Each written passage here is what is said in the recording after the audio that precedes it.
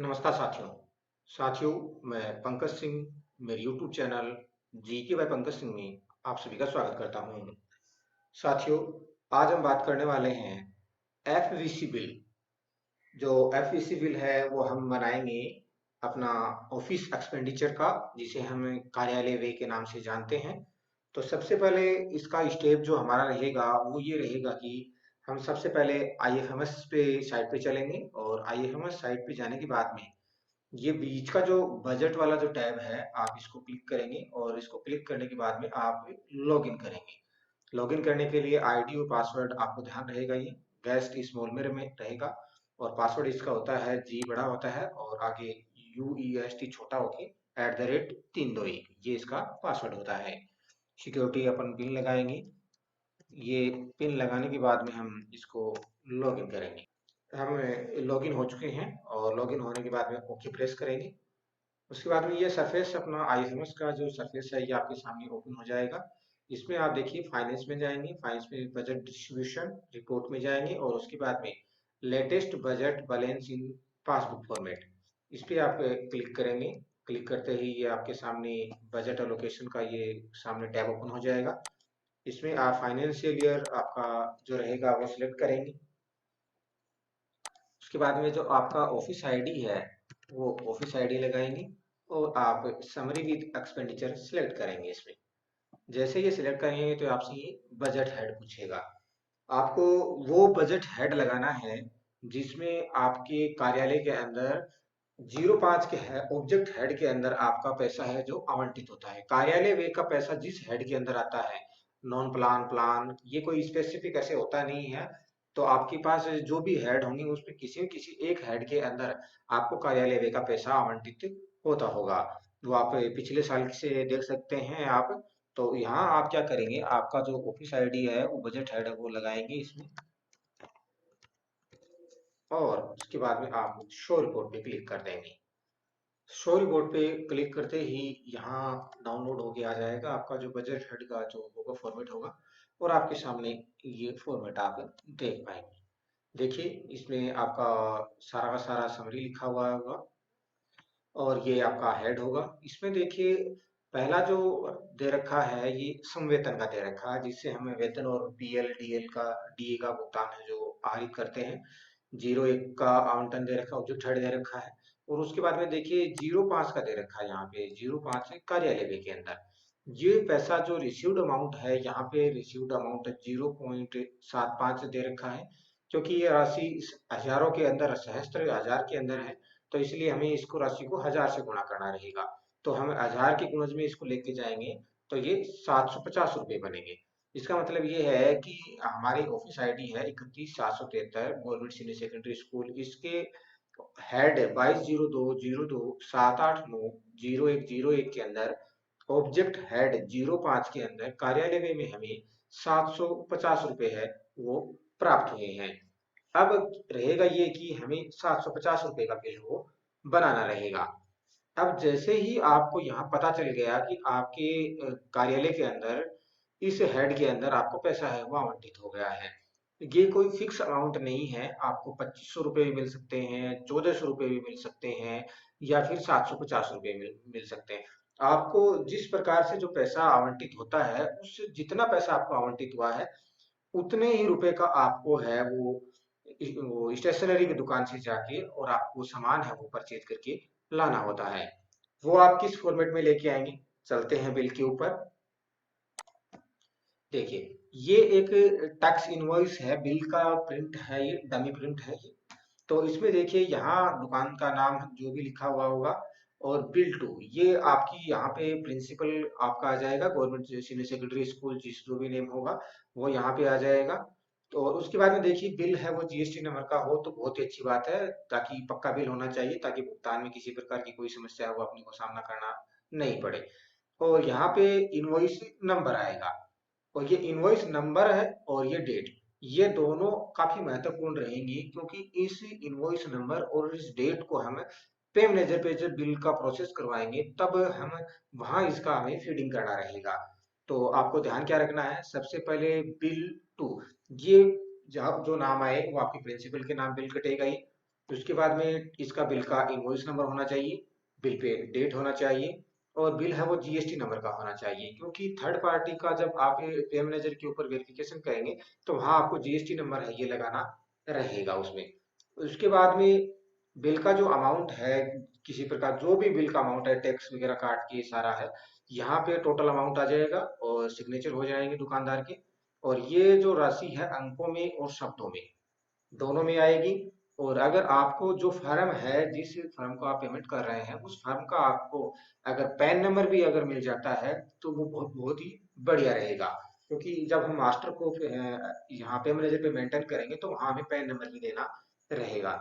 तो ध्यान ये रखना है कि हमें जो चीजें चाहिएंगी वो दुकानदार का नाम भी चाहिएगा, हमें उसका मोबाइल नंबर भी चाहिएगा, क्योंकि जो मास्टर का डाटा जब अपन मेंटेन करेंगे तब मैं आपको वहां बताऊंगा कि कौन कौन सी चीजें हैं वो हमें आवश्यकता रहेगी। इस प्रकार का आप है ये बिल है ये लेके आएंगे। और बिल का जो ये यहाँ स्पेस पड़ा हुआ है, इस स्पेस के अंदर, क्योंकि ये पार्टी है थर्ड पार्टी के नाम से, दुकानदार के खाते में ये पेमेंट है ये एफईसी का हम करने वाले हैं। तो यहाँ जो खाली जगह पड़ा हुआ है यहाँ आप फर्म का नाम लिखवा लेंगे, फर्म का खाता संख्या, बैंक का नाम और आईएफएससी कोड। ये चार चीजें जरूर आप इस बिल के ऊपर मेंशन है वो करवा के लेके आएंगे। हमने दो बातें देख ली हैं। पहला तो हमने बजट को देख लिया, बजट जैसे ही हमें आवंटित हो गया हम तुरंत ही दुकानदार के पास गए और वहां से जितने रुपए का हमें बजट आवंटन हुआ था उतने रुपए का हम यहाँ राउंड फिगर में कर किए हैं। अस्थायी जो सामान था, स्थायी नहीं होना चाहिए, कार्यालय व्यय के अंदर अस्थायी सामान आता है, तो जो अस्थायी सामान था जो भी हमें लेना था वो सारा का सारा लेके हम आ गए और उतने ही रुपए का हमें बिल है वो बना के ले आए। अब हमारे पास में दो चीजें हो गई। अब जैसे ही आप सामान को लेके स्कूल में पहुंचे, जैसे ही आप कार्यालय में पहुंचते हैं, तो आपको क्या करना होगा कि आपको एक ऑफिस एक्सपेंडिचर, कार्यालय व्यय का एक आपको कार्यालय आदेश है वो निकालना रहेगा। वो किसके लिए? कि आप इस फला जो एबीसी एंटरप्राइजेज है इसको आप थर्ड पार्टी के थ्रू जो आपके ऑनलाइन जो बजट जो आपको आवंटन हुआ है, जो जितने रुपए 750 रुपए, इस आवंटन की स्वीकृति है वो आप है वो कार्यालय आदेश के माध्यम से जारी करेंगे। जब तक ये स्वीकृति आदेश नहीं जारी करेंगे आप इसको, तब तक आपको है ये आप बिल नहीं बना पाएंगे, क्योंकि इसका कॉपी है वो हमें पे मैनेजर पे अपलोड करना रहेगा। इसके भी बिना कार्यालय आदेश के बिना आप है वो बिल का वो भुगतान है वो प्राप्त नहीं कर पाएंगे। अब जैसे ही आप बिल लेके पहुंचे उससे नेक्स्ट जो प्रोसेस रहेगा वो अपना रहेगा कार्यालय आदेश का। कार्यालय आदेश किस बात का निकालेंगे? ये रहेगा कि जो बिल हमें प्राप्त हुआ है उसको भुगतान किए जाने के लिए पे मैनेजर के ऊपर ऑनलाइन एफईसी बिल बनाने की कार्यालय द्वारा स्वीकृति प्रदान की जाती है। ये कार्यालय के द्वारा हमें स्वीकृति लेनी है और इस स्वीकृति के अंदर आप फर्म का नाम लिख देंगे, फर्म का खाता संख्या लिख देंगे, बैंक का नाम लिख देंगे और आईएफएससी कोड। ये चार चीजें आप जो बिल पे मेंशन करी है आपने सेम टू सेम इस कार्यालय आदेश पे मेंशन करके और यहाँ जो डीडीओ महोदय हैं उनके द्वारा आप सील और सिग्नेचर है वो करवा के इसको कंप्लीट कर लेंगे। यहाँ अगर आपके पास में रबड़ का स्टाम्प अगर अवेलेबल नहीं है तो कोई दिक्कत वाली बात नहीं, क्योंकि जो आपने जो प्रिंट जो कर रखा है वो मोहर है वो मान्य होता है। अब जैसे ही ये कार्यालय आदेश का जो मामला था ये आप निपटा के तैयार करते हैं, उसके बाद में एक चीज और आपको करने का रहता है वो है जीएफ एंड एआर के रूल के माध्यम से जो हमें हम आपको दिखाता हूँ, वो एक प्रपत्र है वो हमें आपको जो एक प्रमाण पत्र जो फुल्ली वाउचर्ड कॉन्टिनेंट बिल है, जो परिपूर्ण अन्य वे बिल, ये आपको इसमें तैयार करना रहेगा। इसको तैयार करने में आप क्या करेंगे, ये अपना जिसे बोलते हैं जीए 108 के नाम से इसको जानते हैं। इसको मैं अपने डिस्क्रिप्शन में अटैच कर दूंगा, आप इसको डाउनलोड कर लेंगे वहां से। इसको इसको फिल कैसे करेंगे थोड़ा सा मैं इसके बारे में आपको बता देता हूँ। इसको बोलते क्या है, इसको बोलते हैं एफईसी ऑफिस एक्सपेंडिचर जीए 108। आप इसको जी 108 बोलेंगे तो ऑटोमेटिक ही अगला समझ जाएगा ये बात को कि आपको क्या चाहिए। तो जी 108 होता है ये, इसमें देखिए क्या लिखना होता है यहाँ, बिल नंबर, जो आप कार्यालय से द्वारा स्वीकृति आपने जिस बिल बनाने के लिए एफईसी के लिए लिया है, तो कितना नंबर बिल है वो एलोकेशन आप कर रहे हैं, पे मैनेजर पे जितना नंबर का बिल आपने इसमें दिया है वो आप इसमें बिल संख्या लिख देंगे। स्टेट आपका जो भी स्टेट है वो आ जाएगा, अपना राजस्थान स्टेट है वो आ जाएगा इसमें। विस्तृत अन्य व्यय बिल यहाँ आप लिख देंगे कार्यालय व्यय 05, आप ऑब्जेक्ट हेड लिख देंगे। और जिस महीने के अंदर आप बिल बना रहे हैं उस महीने का नाम लिखेंगे और साल का नाम लिखेंगे। उसके बाद में आपका संबंधित जो भी जिला है वो जिला आ जाएगा इसमें। उसके बाद में वाउचर क्रमांक, वाउचर क्रमांक यहाँ देने हैं जो आपने जो बिल लेके आए हैं आप, जिसके ऊपर जो वाउचर का नंबर लिखा हुआ है, आप वो बिल का नंबर लिखेंगे, ओब्लिक नीचे करके उसका दिनांक डाल देंगे। वे की सूची है, तो ये कौन से महीने का आप बिल बना रहे हैं वो माह इसमें ऐड कर देंगे। अब इसमें जो काम आपको करना रहेगा वो वाउचर का क्रमांक, जैसे आपको सीरियल वाइज जितने भी आइटम है वो सारे के सारे आइटम आ जाएंगे।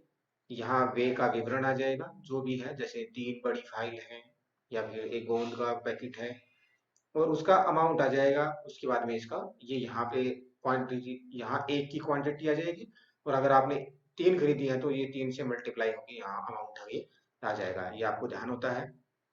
उसके बाद में आप इसका जोड़ कर लेंगे।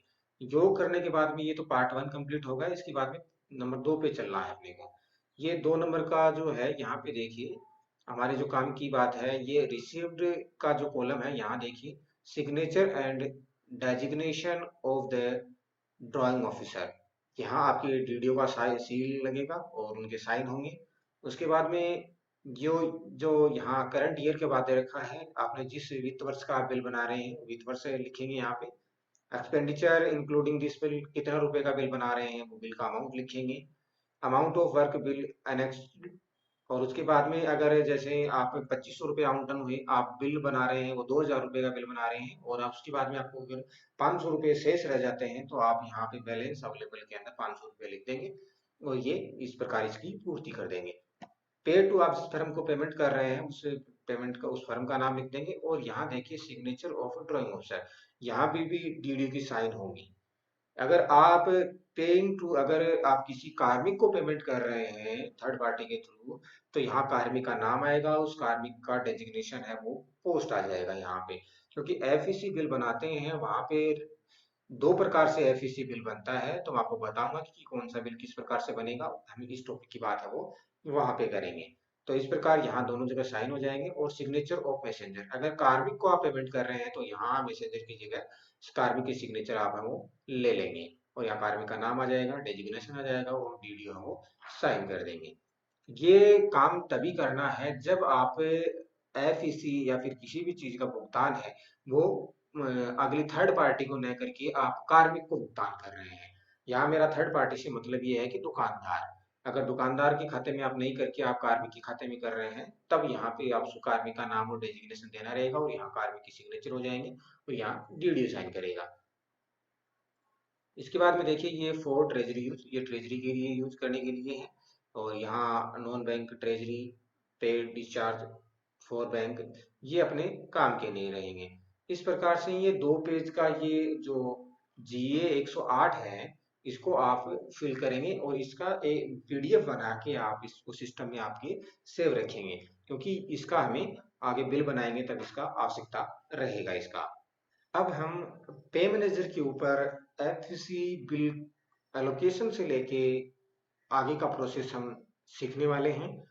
सबसे पहले हम जैसे ही पे मैनेजर पे लॉगिन हो जाते हैं, तो बिल प्रोसेसिंग के टैब के अंदर पहला ये ऑप्शन आपको मिलता है, बिल नंबर एलोकेशन। जैसे ही आप इस पे क्लिक करते हैं, तुरंत आप बिल नंबर एलोकेशन की टैब पे पहुंच जाते हैं, और यहाँ आपको ऑप्शन मिलेगा बिल एलोकेशन। दूसरा ऑप्शन बिल मॉडिफिकेशन का है। अगर बिल नंबर अगर आपने गलत अगर लगा दिया है, तो आप बिल मॉडिफिकेशन में जाके बिल नंबर को आप वो सही कर सकते हैं। अपन बिल नंबर एलोकेशन करेंगे। बिल नंबर एलोकेशन पे जैसे ही क्लिक किया, तुरंत यहाँ पे ये टैब ओपन हो जाएगा। तो बिल टाइप आ जाएगा इसमें, बिल सब टाइप थर्ड पार्टी ले लेंगे आप। ऑब्जेक्ट हेड, जिस हेड के अंदर पैसा जो आवंटित हुआ था हमें 05 के अंदर, आपने सबसे पहले हमने आईएमएस से जो डाउनलोड रिपोर्ट करके देखा था, वहां पे हमने कि 05 के अंदर हमें 750 रुपये का आवंटन हुआ था। उसके बाद में पे मंथ आ जाएगा, पे ईयर आ जाएगा, और बिल डेट। ध्यान ये रखना है कि बिल डेट में कार्यालय आदेश स्वीकृति से पहले का डेट आप न डालें, क्योंकि जब तक हमें स्वीकृति नहीं मिलेगी तब तक हमें बिल कैसे बनाएंगे। तो जैसे ही स्वीकृति मिल जाती है तो सेम डेट का रखेंगे आप, या फिर नेक्स्ट डे का रखेंगे आप। उसके बाद की कभी भी डेट का आप है वो इस्तेमाल है वो कर सकते हैं। तो वो डेट आप लिखेंगे, बिल नंबर लिख देंगे और आप यहाँ पे जो जिस हेड के अंदर जिस हेड में आपको ये कार्यालय व्यय का पैसा आवंटित हुआ है उसको सिलेक्ट कर लेंगे और सबमिट कर देंगे। सबमिट करने के बाद में ये रिपोर्ट है ये सेव हो जाएगा और बिल नंबर आपका एलोकेशन हो जाएगा। अब जैसे ही बिल नंबर एलोकेशन हो जाता है तो उसके बाद में हमें आगे क्या करना रहेगा देखते हैं। अब हम पहुंचेंगे रिपोर्ट से जस्ट आगे आपको टैब दे रहा है अदर बिल में। अदर बिल में जाएंगे आपको सेकंड टैब में मिलेगा एफईसी बिल और इसमें जैसे ही आप स्क्रॉल करते हुए आगे आएंगे तो आपको यहाँ देखिए update third party FEC master और ये लिवरेज प्रोसेस, इस प्रकार के ये एफईसी प्रोसेस ये आपको ये ऑप्शन है ये अवेलेबल रहेंगे। तो आपके काम की जो टैब है एक तो अपडेट थर्ड पार्टी रहेगा, एफईसी मास्टर रहेगा और एफईसी प्रोसेस रहेगा। ये तीन टैब आपको काम में ले जाने रहेंगे। और अगर आप थर्ड पार्टी का अकाउंट फर्स्ट टाइम में बनाएंगे तब आपको थर्ड पार्टी अकाउंट वेरिफिकेशन करने के लिए इस टैब का इस्तेमाल भी करना रहेगा। अब आप क्या करेंगे, एफईसी मास्टर पर क्लिक करेंगे। जैसे ही आप एफईसी मास्टर पे क्लिक करते हैं तो ये देखिए एफईसी फुल्ली वाउचर कॉन्टिग्नेंसी मास्टर, ये एफईसी का मास्टर होता है। इस मास्टर को कैसे आप बनाते हैं वो मैं आपको बताता हूँ। सबसे पहले आप एफईसी सब टाइप में आप क्लिक करेंगे तो यहाँ देखिए वाटर बिल है, इलेक्ट्रिसिटी है, टेलीफोन है, थर्ड पार्टी है, व्हीकल पेमेंट है, इस प्रकार के काफी सारे टैब हैं, सब टैब टाइप हैं वो आपको नजर आती हैं। आप क्या करेंगे, सबसे पहले इसके अंदर थर्ड पार्टी पे क्लिक करके आप इसको देखेंगे कि आपके पे मैनेजर के ऊपर एफईसी के अंदर कितनी दुकानों का मास्टर का जो प्रोसेस है वो टैब है वो मेंटेन करके रखा हुआ है।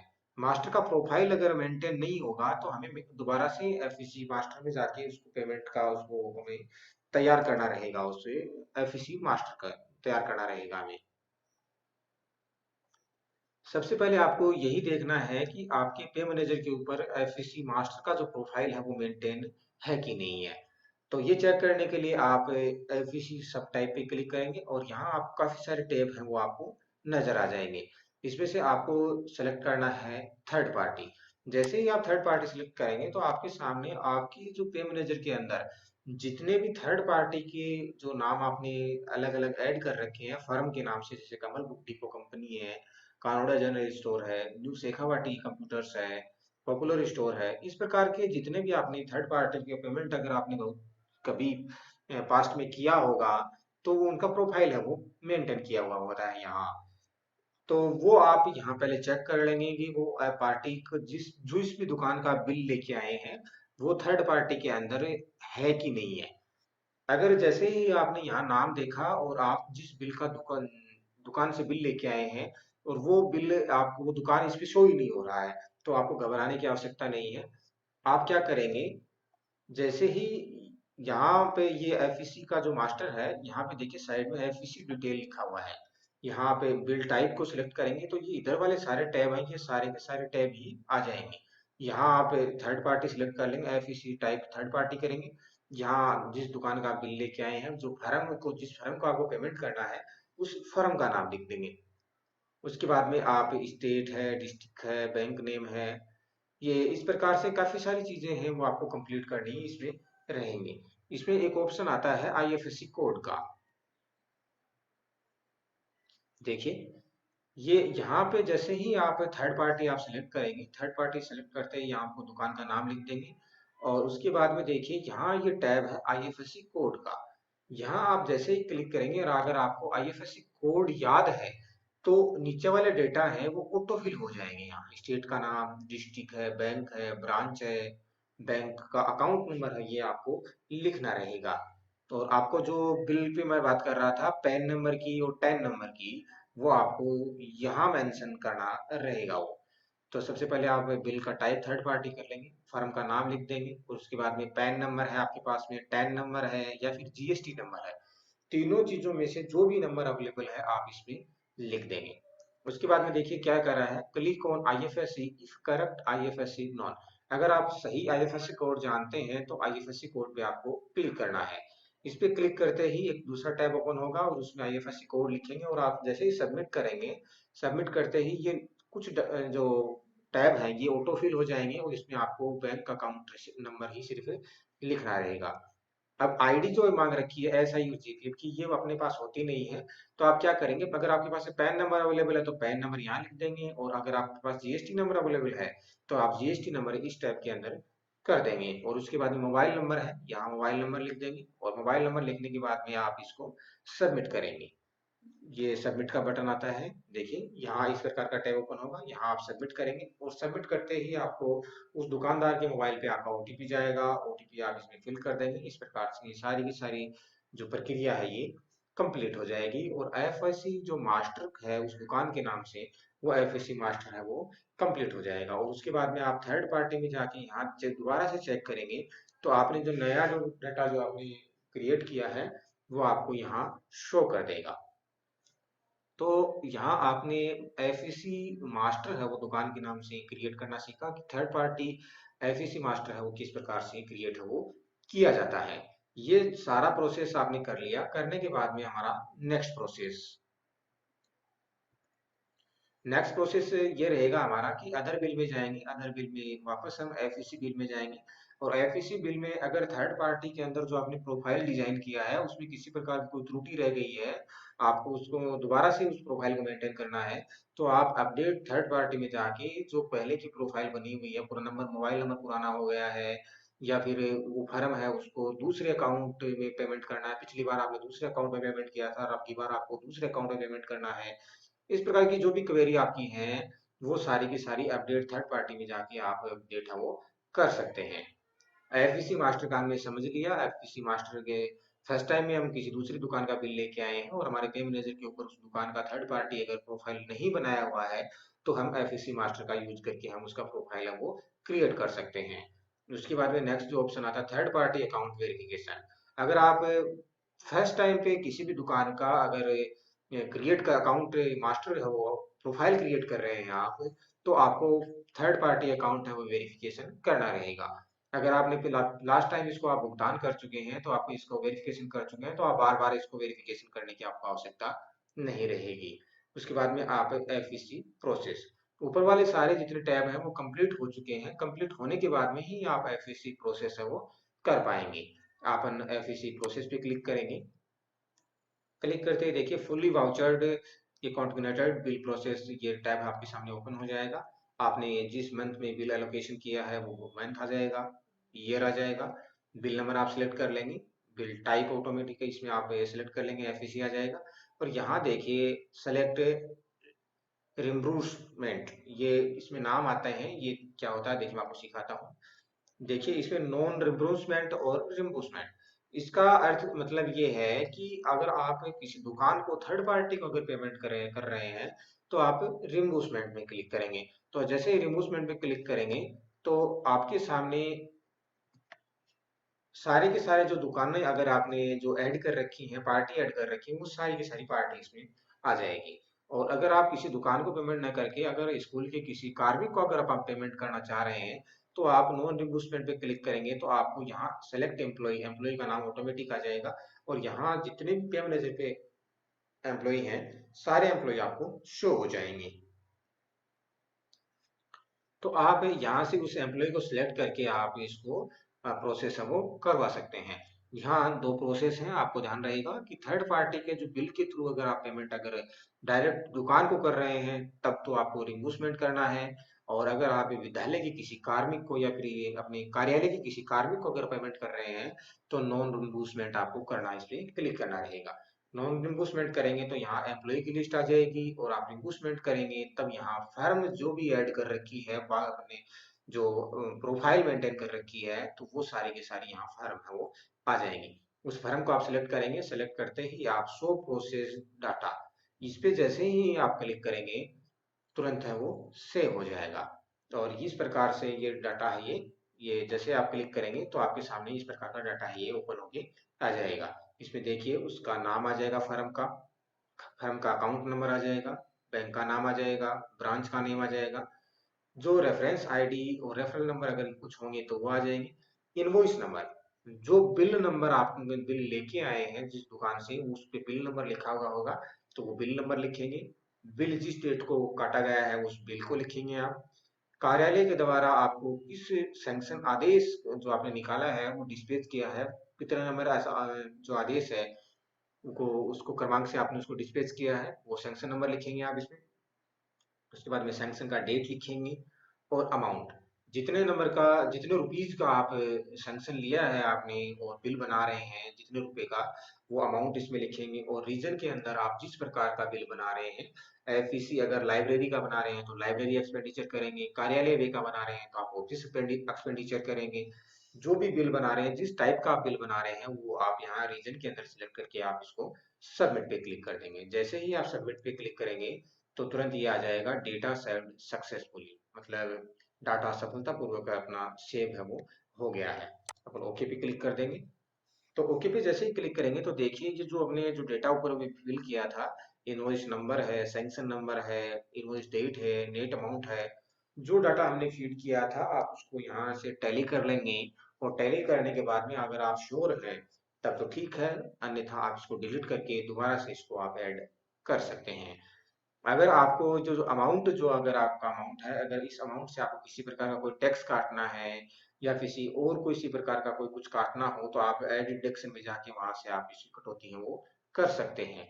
अगर आपको जीएसटी काटना है, टीडीएस डिडक्शन करना है तो ऐड जीएसटी टीडीएस डिडक्शन है, आप यहाँ से भी आप जीएसटी है वो काट सकते हैं। तो ये जो दो ऑप्शन और अवेलेबल रहते हैं आपके पास में। तो इस प्रकार से ये सारी चीजें, अगर आप श्योर हैं आपको किसी प्रकार को टैक्स नहीं काटना या फिर जो भी नहीं करना है, तो जैसे ही डेटा मैच हो जाता है आप यहाँ से फ्री हो जाते हैं। अगला नेक्स्ट स्टेप क्या करेंगे आप, डॉक्यूमेंट अपलोड। ऑथराइजेशन में जाएंगे और ऑथराइजेशन में देखिए सेकंड ऑप्शन है बिल फॉरवर्ड टू ट्रेजरी, से नीचे वाला ऑप्शन जो आपको मिलेगा डॉक्यूमेंट अपलोड। डॉक्यूमेंट अपलोड पे जाएंगे। डॉक्यूमेंट अपलोड पे जाने के बाद में देखिए ईयर सेलेक्ट करेंगे, मंथ सेलेक्ट करेंगे, और यहाँ एफसीसी का बिल हम बना रहे हैं, ग्रुप का नाम आ जाएगा और बिल नंबर आ जाएगा।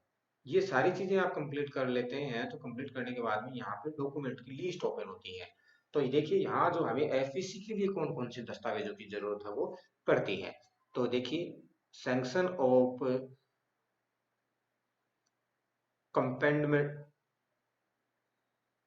ये सैंक्शन हमें अथॉरिटी से, ये सैंक्शन कार्यालय आदेश हमें डीडीओ की जो स्वीकृति आदेश है वो चाहिएगा। तो सबसे पहले एक तो डीडीओ का स्वीकृति आदेश होना चाहिए आपके पास में। दूसरा आपके पास में वाउचर कॉपी मोर देन 3000।